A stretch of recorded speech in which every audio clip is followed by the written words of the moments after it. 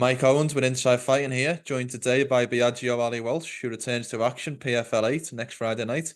Biaggio, great to sit down and chat. How are things with you today? Thank you. Thank you for having me. Um, Everything's good. that's good to hear. This is coming up to your second professional fight, so how are your emotions ahead of your return? Good. I feel confident. You're always gonna have those little nerves. That'll never go away. Hmm. But more confident and more excited than nervous. Did your debut live up to your expectations? It did. Yeah, it did. The one thing I just didn't like is it felt kind of boring, and that's one thing I don't want to be. I don't want to be a boring fighter. I want to give the crowd, and the audience and fans what they want to see, and that's just freaking violence. So it felt a little boring, but I'm just super grateful and blessed I got the win. Another great thing is I went the distance, so I know what it's like to go 3 5-minute rounds in a professional fight.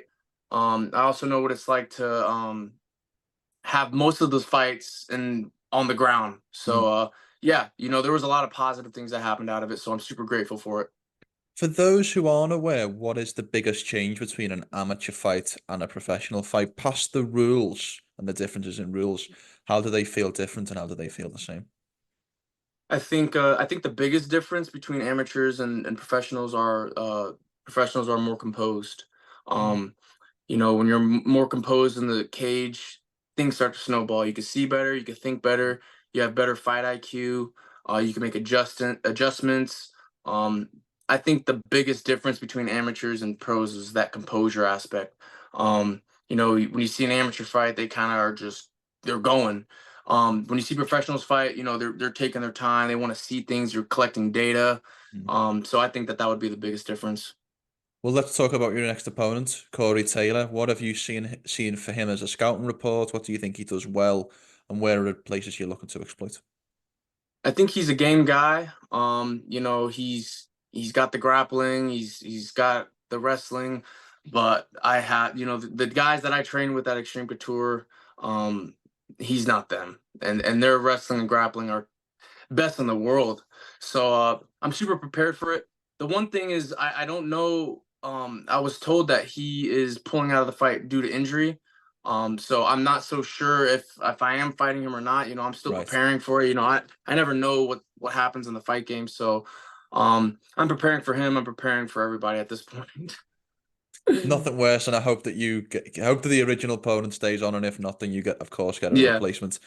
We'll get back to the interview in just a second, guys. But first and foremost, I want to tell you about an incredible new offer from our partners over at DraftKings.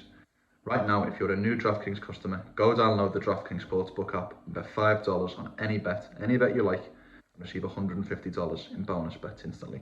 All you have to do is use our promo code InsideFighting.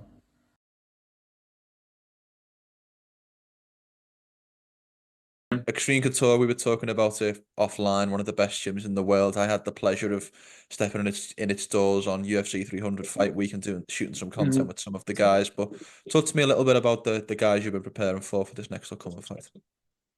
Yeah, I've been working with Jeremy Kennedy a lot.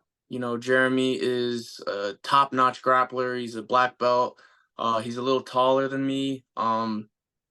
Yeah, he's one of the guys that has really helped me prepare for this fight. He was number one in the world with Bellator before PFL bought them. So I would say that's pretty good. That's a pretty good training partner.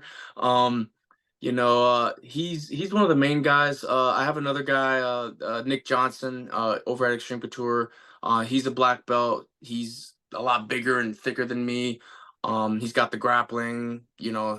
Uh, yeah, I'm just going with a lot of guys that have really good wrestling and grappling, and you know, getting up from them tells me a lot. It gives me a lot of confidence. So yeah, it's the training is just training. I always try to find guys that are alike to the guy that I'm fighting. It must be so beneficial for you though as one of the younger guys and one of the guys in the gym starting your career because there's so much experience, especially in that Oh yeah. 45, 55 and 170 range. There's so many high quality guys, multiple guys in the UFC top 15, multiple world champions, just a wealth of knowledge for you to learn from. Yeah, absolutely. I always pick everybody's brains, whether it comes to certain fight techniques, IQ, you know, how they what they do, what kind of rituals they have. You know, I always pick people's brains. Anytime I see Randy come in the gym, which is like every blue moon, Mm. I always pick his brain as well. Um, yeah, I'm just super blessed to be at Xtreme Couture. It's like a family there. We're all trying to help each other. We're all very supportive of each other, and yeah, that I take full advantage of that. 100%. Have you done any recent cross training with your, I believe it's your younger brother, Nico?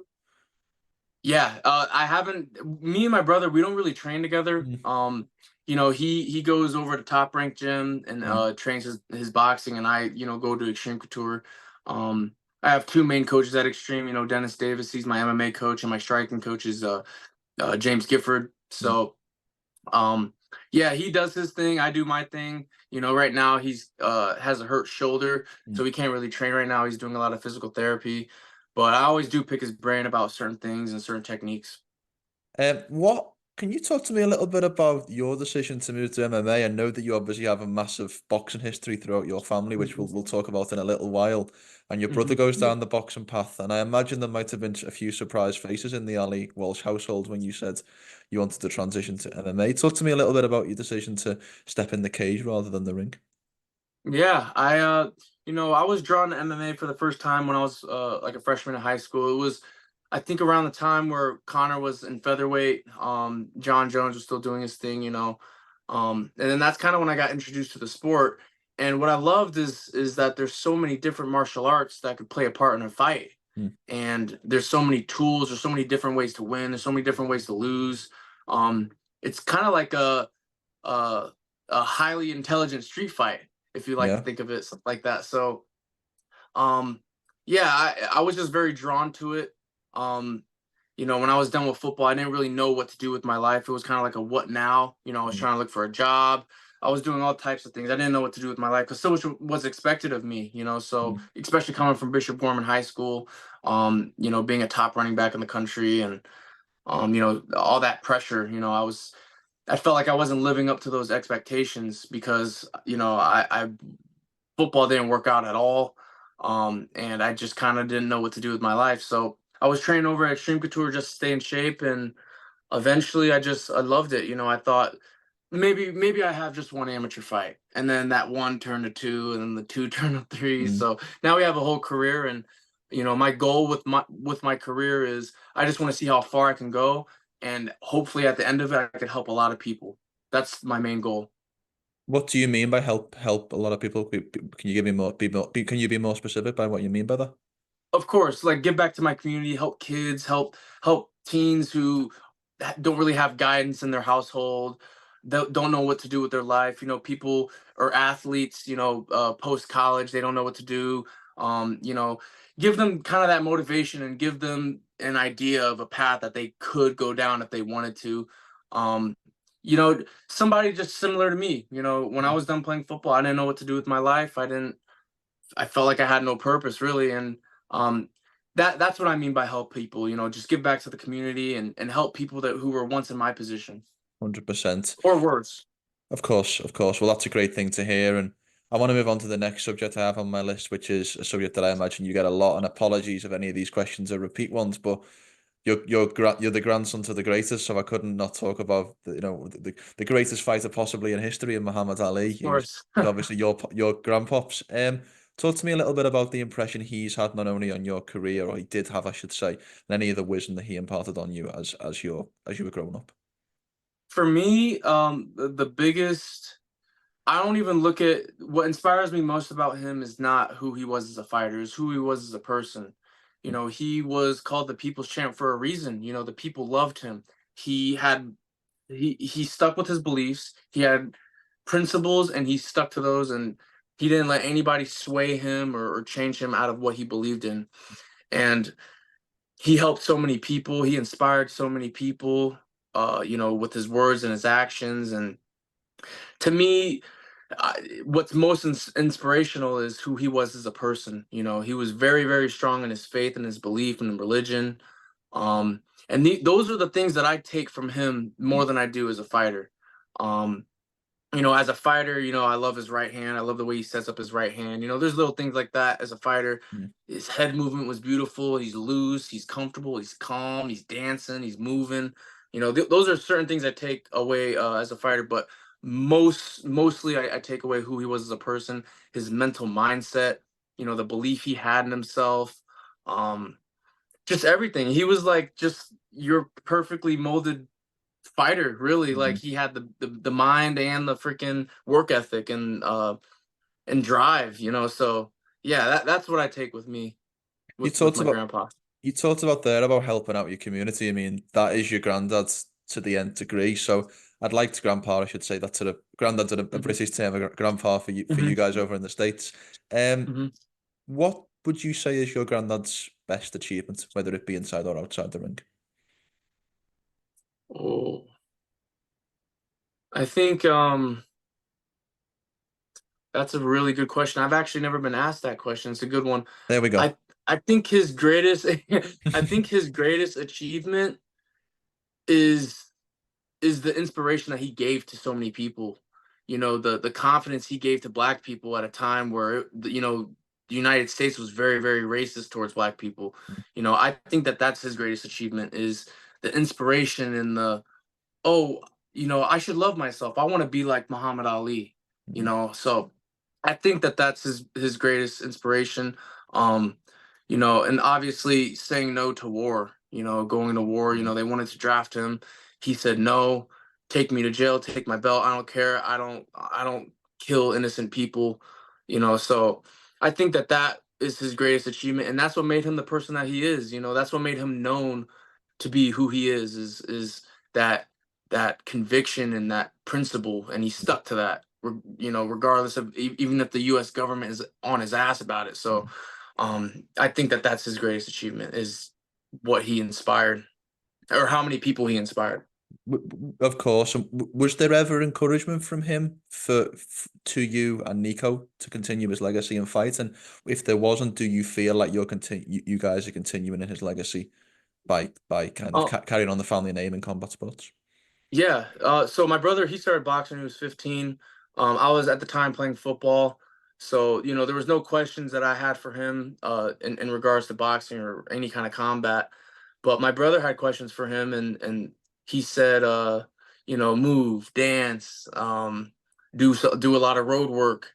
Um, yeah, and I remember because my brother, he had lost his first amateur fight, and we called him on FaceTime, and Nico asked Poppy, we call him Poppy. Okay. He said, Poppy, like, uh or no, he saw him in person because his first amateur fight was in Arizona, and he lived in Arizona. Mm. So he saw him after the first fight, and he grabbed his hand and he said, "Squeeze my hand if you think I should continue boxing." And he squeezed his hand. So that's why my brother continued boxing. So Oh, in terms of encouragement, like, my brother kind of had that, he sadly passed away before I even MMA was even a thought in my head. So um yeah, I wish I could go back and and ask him a lot of other things, so um but he was always very supportive of us. He came to a couple of my football games, came oh. to me and Nico's basketball games when we were in like third and fourth grade, and it was funny.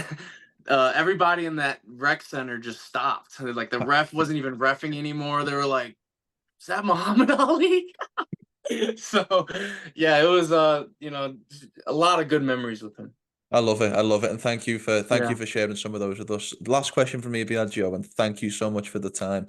You can be as brief or as detailed as you like with this one, but for Hmm. my final question on all my interviews, I like to know, in a perfect world, give me a walkthrough of the perfect fight day. So I want to know what happens when you wake up in the morning to when you go to sleep at night next Friday. The perfect what? I'm sorry. The perfect fight day. So from morning to night, Like, give me a walkthrough of your perfect fight day. ooh. So I wake up. Um, there's doves outside my window. I'm just joking. I don't know. The perfect fight day. I wake up. I feel good, excited, calm, confident. I eat pancakes with some turkey bacon and some some hash browns. Um, yeah. So get that. See my family, spend some time with my family. Um, talk about what we're gonna eat after the fight, and then do a little shakeout with coach maybe, um, take a bath, and then just wait to get in the cage and fight some guy for money. I love it. That's to me, that's the perfect fight day. That's usually how most of my fight days go. It's kind of just like that. So, yeah. 100%. Well, great to see you back. Thank you so much Mhm. for the time today. And if we don't speak before, Thank then you so best of much. luck for the next fight. Thank you for having me.